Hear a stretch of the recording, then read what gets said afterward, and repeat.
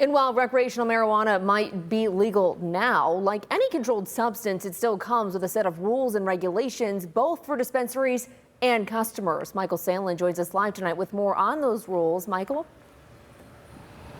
Kaylee, for both dispensaries like Rise and safety leaders like Wood County Sheriff Mark Vosselishin, making sure people consume cannabis safely and legally is the key moving forward.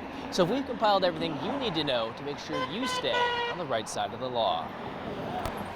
It's day one of legal cannabis in the Buckeye State, and that comes with a whole new set of rules. Be sure to bring a state-issued ID, 21 and over only. As a legal adult, you have access to the full supply of flower, edibles, and other ways to consume cannabis, but there's limits to how much you can buy. So coming in, the Ohio state limits are you can buy a 10-day supply, which is 1 ounce of flower, or it could be 10 100 milligram edibles, so 1,000 milligrams on the edible side, or an ounce of flower.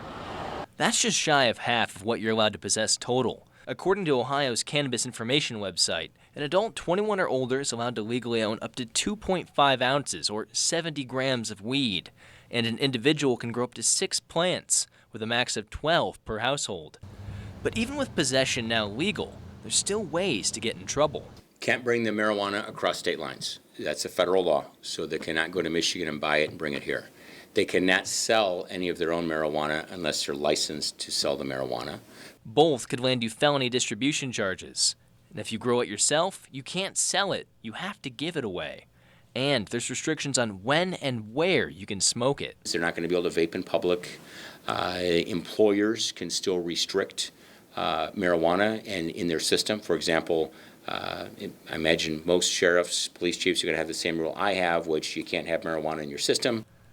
And just like alcohol, driving under the influence of cannabis is a crime. But unlike alcohol, marijuana can last in people's systems for days or sometimes weeks and requires a different kind of enforcement. We're going to have to, regardless of the level of marijuana in the system, we have to articulate what all the person was doing that's an indicator that they're under the influence, and then have the test back that up. And perhaps most importantly for our constitutional carry state, current federal law prohibits people who use marijuana from receiving, possessing, or purchasing a firearm. So if you pull someone over and they're smoking their marijuana, they're using the marijuana, and they have a gun, then they're going to be in violation of federal law.